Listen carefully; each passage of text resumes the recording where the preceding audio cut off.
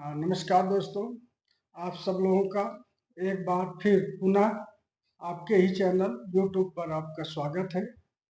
आप जैसा कि आप सब लोग जानते हैं कि ये आपका ही शिक्षा का चैनल है और आप सभी लोगों को इसमें ज्ञानप्रद शिक्षाएं आपको प्रदान की जाती हैं, प्रोवाइड कराई जाती हैं। तो आप सब लोगों को मैं एक बार पुनः एक ऐसे समाज, एक ऐसी व्यवस्था का आप लोगों को बताने जा रहा हूं जिसका मूल्यांकन प्रकृति क्या, लोग क्या, समाज क्या, कोई भी नहीं कर सकता। ये विधाता की श्रेष्ठ उपहार है जिसको हम आप सब लोग नजरअंदाज समय अनुसार करते चले जाते हैं। जैसे कि आप पिता को ले लीजिए, पेरेंट्स को। पेरेंट्स के बारे में मैंने पहले भी बहुत सारी आपको वीडियो दी हैं, लेकिन रह रह करके कहीं ना कहीं जब कोई बार बार आप लोगों के कमेंट्स आते हैं, ये प्रॉब्लम्स आते हैं, या सभी गार्जियन मुझसे सलाह लेने आते हैं, तो मुझे अफसोस होता है कि आप सब लोगों कहीं ना कहीं शिक्षा की जागरूकता की कमी है। हम पढ़ लिख तो बहुत गए हैं, प्रशिक्षित हो गए हैं, लेकिन हमें कुछ न कुछ किन तमाम चीज़ों का अभी शिक्षित होना बाकी है। तो मैं आप सब लोगों को बताना चाहता हूं कि वो सभी पेरेंट्स, जो हमारे पेरेंट्स होते हैं, वो कितना कठिन होता है पेरेंट्स होना। कभी इसका अंदाज आप उस उम्र में लगाओगे जब आप पिता की उम्र में के दहलीज पर आप कदम रखोगे। मेरा कहना है कि पिता आपसे बचपन से लगाकर आपको पिता कितनी रिस्पॉन्सिबिलिटी आपके प्रति, बच्चे के प्रति कितनी जिम्मेदारियां का निर्वाह करता है, इसका आकलन कभी आपने किया नहीं। और जब आप आकलन करेंगे, जब आप उसका विचार करेंगे, तब बहुत देर हो चुकी होगी। अर्थात पिता इस दुनिया से नाता तोड़ चुका होगा, आपसे नाता तोड़ चुका होगा, बचेगा सिर्फ उनके आशीर्वाद। तो हमारा कहने का अर्थ यह है कि एक पिता की कितनी रिस्पॉन्सिबिलिटी होती है अपने पुत्र के प्रति, जिसको बचपन में हम सारी जरूरतों को, वो एक पिता अपने पुत्र के लिए क्या क्या नहीं करता, इसका अंदाज आप स्वयं लगा सकते हैं। जब पिता चाहे जैसा हो, वो पूजनीय होते हैं। माता पिता चाहे जितने खराब हो, एक तो होते नहीं खराब। यदि आपके अंदाज में, आपके विचार में आपको लगता है कि हमारे पिता, काश कि हमारे पिता उनके पिता जैसे होते। देखिए, माता पिता का कंपैरिजन कभी आप किसी अन्य पेरेंट्स से कभी मत करें, क्योंकि सभी के माता पिता पूजनीय होते हैं। लेकिन हमारा दुर्भाग्य यह है कि हम अपने पिता की बात को ना मान करके दूसरे के पेरेंट्स की बात को ज्यादा स्वीकार कर लेते हैं।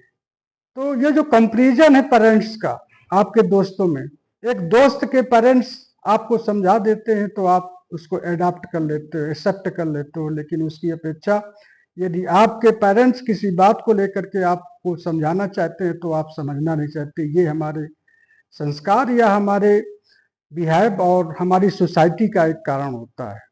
तो मैं आप सब लोगों से यही कहना चाहता हूं कि एक पिता आप स्वयं 1,500 की, 1,000 की कपड़े नहीं बनवा सकता, या 1,000 के जूते नहीं पहन सकता, लेकिन आपको 2,000 के जूते लेकर के आपको पहनाता है।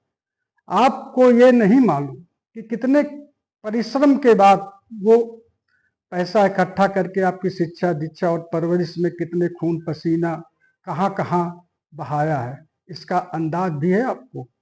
वो आपको सिर्फ आपकी जरूरत के लिए जिंदा है, अपने लिए कुछ नहीं। जब से आप भूमि में, जमीन पर आप पैदा हुए हो, तब से आपकी जरूरत, अरे उनसे पूछो जिनके पेरेंट्स के पुत्र नहीं होते, वो कहाँ मंदिर, मस्जिद, गिरजाघर, मन्नतें और तमाम धार्मिक स्थलों के बार बार चक्कर लगाते हैं, और तब कहीं अगर जाकर के किसी उनकी गोद भर जाती है तो उनकी खुशी का कोई ठिकाना नहीं होता, और वहां से वो आपकी जरूरतों बढ़ती हैं। उन जरूरतों को बढ़ते हुए देखकर हर पिता अपने पुत्र की जरूरतों को पूरा करने के लिए चाहे उसे अपने खून को बेच करके आपकी जरूरत पूरे करें, लेकिन वो पूर्ण करते हैं आपकी जरूरतों को। मूल आवश्यकताएं तो वो पूर्ण करता ही है, लेकिन सार्वभौमिक जो जरूरतें हैं, जो आपके बनाई हुई जरूरतें हैं, बचपन की जरूरतें हैं और पढ़ाई की जरूरतें हैं, उनको सब वो पूरा करते हुए अपने जीवन का निर्वाह करता है। आपको अंदाज नहीं होगा कितनी कठिनाई और परिश्रम के साथ वो अपने जीवन को में इतना स्ट्रगल करता है। इसका अंदाज आपको तब होता है जब बहुत देर हो चुकी हो। तो मैं आज उन भारतवासी के सभी पुत्रों से, अपने सारे नवयुवकों से कहना चाहूँगा कि पिता का सम्मान अवश्य करें, अपने माता पिता का सम्मान अवश्य करें, कि चूंकि देवता ईश्वर को आपने देखा नहीं, इस धरती पर एक ही ईश्वर हमने देखा है, वो है पेरेंट्स। तो मेरा आपको फिर से यही आगाह कराना चाहता हूँ, क्योंकि तमाम स्टूडेंट्स के पेरेंट्स मेरे ऑफिस में आते हैं और मुझसे सलाह लेते हैं, लेकिन विडंबना ये है कि स्वयं का अगर पुत्र होता है, एक स्वयं का पुत्र हो, तो मैं भी एक पिता ही हूँ। तो एक पिता के नाते मैं जितने भी अपने पुत्र की आवश्यकता हूँ वो सब कुछ करने के लिए तैयार रहता हूँ। तो आप लोग भी इन चीज़ों को समझिए और उनके जज्बात के साथ खिलवाड़ मत करिएगा।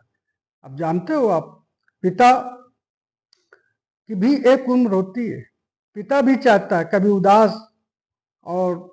उदास चेहरा लेकर घर पे बैठते हैं, आपकी शिक्षा दीक्षा का अपने पत्नी के साथ शेयर करते हैं, और ये जब उम्र बढ़ती है तो पिता ये चाहता है कि पुत्र आकर के हमसे दो बातें करे। तो मैं उन सभी नौजवान साथियों से अपना ये जरूर कहूँगा कि वक्त मिले तो आप जरूर दिन में कभी एक आधा घंटे, 30 मिनट, 40 मिनट अपने पेरेंट्स के साथ हंसी खुशी और उनके बचपन की यादें उनसे पूछिए कि आप जब पापा पढ़ते थे तो आप क्या करते थे, स्टूडेंट लाइफ में आप क्या थे, तो उनके चेहरे खिल जाएंगे। मम्मी से पूछिए कभी कि आप किस स्कूल में पढ़ते थे, आपके टीचर्स कैसे थे, आपके दिन थे कैसे थे, आप कैसे जाते थे, कैसे आते थे, क्या आप किसी से आप दोस्ती करते, क्या आप पापा आप भी गर्लफ्रेंड बनाते हो, बॉयफ्रेंड बनाते हो मम्मी। तो इस तरह से गुदगुदाते रहिए, हंसाते रहिए और अपने जीवन को चहकाते रहिए। तो मैं आप सब लोगों से अनुरोध करूंगा, निवेदन करूंगा कि पिता इस दुनिया, इस धरती का सबसे बड़ा परमात्मा है, और उस परमात्मा को आप लोग निगलेक्ट मत करिएगा। जीवन की भरपाई आप कभी नहीं कर सकते। आपको अंदाज नहीं है कि एक माता पिता के आशीर्वाद से आप क्या से क्या बन सकते हो। अपने जवानी और जज्बात में आकर के कोई गलत कदम कभी न उठाएं, क्योंकि ये आपको महंगा पड़ने वाला है। तो 3-4 टिप्स मैं आपको दूंगा कि आप पिता से अपनी समस्या तो शेयर करिए ही, साथ में पिताजी की भी समस्याओं को समझिए। वो अपनी समस्याएं बेटा कभी नहीं बताएंगे आपसे, और आपको उनके बचपन से लगा करके जवानी तक का सफर, किस्से कहानी या पुरानी कहावतें, या आपकी कोई पिताजी से पूछिए कभी कोई आपके जीवन में पढ़ाई लिखाई में, स्कूल में, गांव में, समाज में, शहर में कोई ऐसी घटना हुई है जिसका आपके जीवन में शुभ असर पड़ा हो या अशुभ असर, उन चीज़ों का भी चिंतन पिता के द्वारा अवश्य करें। चाहूँगा कि उन सारी चीज़ों का समावेश करें और बैठ करके अपने पिताजी से उनको हंसाइए, मुस्कुराइए, क्योंकि आज के आधुनिक जीवन में व्यस्तता के भंवर में कोई भी पुत्र अपने पिता से नजदीकी नहीं, एक मर्यादा बनाए रखते हैं। मैं उस मर्यादा की बात नहीं करता, मैं उन मर्यादाओं को बात करता हूँ कि आप यहाँ, हमारा जो यूथ ब्रिगेड है, हमारा जो भारतीय युवा समाज का है, ये आज के आधुनिक प्रणाली में सबसे बड़ी टेक्नोलॉजी के रूप में ये भारत में उभर कर आया है। क्योंकि हमारे ज़माने में इतनी फास्ट टेक्नोलॉजी हमको अवेलेबल नहीं थी। जब हम 30-32 वर्ष के हुए हैं तब हमें मोबाइल चलाना आया है। आज हमारा बच्चा 5 वर्ष की आयु में ही मोबाइल टेक्नोलॉजी से सुसज्जित है। वो हर चीज़ें बना लेता है, बता देता है, जैसे कि आप लोग कर रहे हो। तो पहले की अपेक्षा आप लोग, आपकी आधुनिक टेक्नोलॉजी है और आप पहले से आप ज़्यादा तेज हैं। तो इसके लिए मैं आप सब लोगों को धन्यवाद देता हूँ। लेकिन अपने जीवन की शिक्षा की सही दिशा आप अगर देते रहेंगे और माता पिता का आशीर्वाद लेते रहेंगे तो आपका वो दिन दूर नहीं रहे जहां आप चौमुखी विकास से आपको कोई रोक सके। तो मैं एक बार फिर आप सब लोगों को यही बताना चाहता हूं कि सभी हमारे भारतीय समाज में जितने भी युवा साथी हैं उन सब लोगों से मैं इसको कहूँगा कि आप सब लोग अपने अपने माता पिता को आशीर्वाद अवश्य लें और उनको प्रसन्न रखें, क्योंकि आप नहीं जानते कि उनके जीवन में कितनी कठिनाइयाँ, कितना चिंता है। आज हमारा भारतीय युवा समाज अपने पेरेंट्स से दूरी बना रहा है, अलगाववाद पे चल रहा है।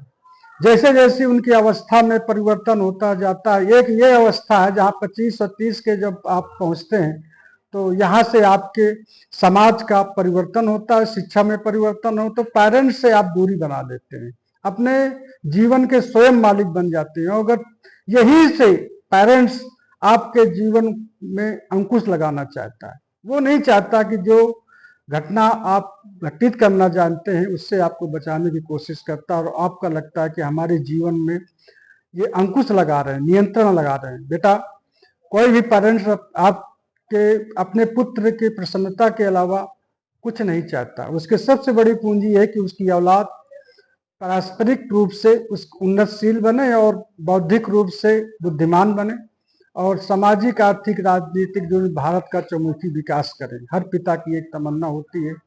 तो मैं अब उन सभी युवा दोस्तों से अपने कहूँगा कि 2-3 काम आप अवश्य करें कि 30 मिनट कम से कम अपने पेरेंट्स को जरूर दें, और जब भी आप घर से निकलें तो उनके पैर छू करके और आशीर्वाद लेकर के आप जरूर निकलें। माता पिता को हंसाते हुए निकलें। उनके आशीर्वाद आपके जीवन में चौमुखी विकास की ओर ले जाके बड़ी से बड़ी बीमारी आपके माता पिता के आशीर्वाद से पूरी होने वाली है। आप देखिए ना कि हम जो स्कूल में पढ़ते हैं 90%, 99% मार्क्स ले आते हैं। मैं आपको बता देना चाहता हूं कि 90%, 99% जो मार्क्स आप लोग लेके आते हैं, दरअसल ये मार्क सपना हम लोगों ने कभी नहीं देखा। आज ये अमूमन है, सबके पास आते हैं, उससे उसी का कोई लेना देना नहीं होता। वो आए होंगे 99%, 89%, 90%, ये अमूमन हो गया है, जनरली हो गया। हमारे समय में इस चीज़ों का बड़ा अभाव रहता था। बड़ी मुश्किल से हम लोग सेकेंड डिवीजन, फर्स्ट डिवीजन आ पाते थे, तो लोग उनका चिंतन करते थे। तो ये कहने का अर्थ है कि जिन चीज़ों को हम स्कूल में पढ़ते हैं, 90% जो स्कूल में पढ़ते हैं उसके वास्तविक जीवन से उसका कोई लेना देना नहीं होता, और जो 100% जीवन में हैपेंड होता है उसको स्कूल में कभी पढ़ाया नहीं जाता है। तो हम आपसे यही कहना चाहते हैं कि जो पढ़ा नहीं है, जो घटा नहीं है, जिसको आपने जाना नहीं है, 99% जीवन में वो आपको घटित होने वाला है जहां से आपकी जीवन की शुरुआत होने वाली है। तो वो सब चीजें आपके पेरेंट्स से आती हैं। तो आप बुद्धिजीवी हैं, आप देश के, भारत के नवयुवक हैं। तो मैं सभी लोगों से YouTube के उदय विचार के माध्यम से मैं सभी लोगों से अनुरोध करता हूं कि यदि आप मेरा ये विचार आपको अच्छा लगे तो इसको जन जन में फैला दें और सभी को सचेत कर दें, सभी को सावधान कर दें कि यदि पिता का आशीर्वाद आपके जीवन में, माता पिता का आशीर्वाद आपके जीवन में नहीं है तो आपका जीवन बेकार है, निगलेक्ट है आपका जीवन। यदि आपके उस घर के देवी देवता, माता पिता देवी देवता ईश्वर का साक्षात दूसरा स्वरूप है, तो उनकी अवहेलना न करें और इसको ज़्यादा से ज़्यादा इस वीडियो के शेयर करें, क्योंकि उनकी तकलीफ, उनके दुख दर्द के को और कोई नहीं, औलाद से ज़्यादा उनको कोई नहीं समझ सकता। तो मैं उन सभी युवा साथी से निवेदन करूंगा या आदेश भी कर सकता हूं कि आप सभी लोग अपने माता पिता को किसी भी प्रकार से, जिस प्रकार से आप चाहें, उनको संतुष्ट रखने की कोशिश करें, क्योंकि वो हमारे प्रकृति का, ईश्वर का सबसे बड़ा वरदान है। इसी के साथ आप सभी लोगों का मैं यही कहूँगा, बार बार यही कहूँगा, इस वीडियो को इतना ज़्यादा आप फैला दो कि आने वाले कल में सभी इसको सांस्कृतिक रूप में इसको देखें और सारे स्टूडेंट्स, युवा समाज का अपने माता पिता को आज से ही ईश्वर का, उस ईश्वर की संज्ञा में देने लगे। तो अगले मिलते हैं फिर नेक्स्ट वीडियो में उदय विचार पर। जय हिंद, जय भारत।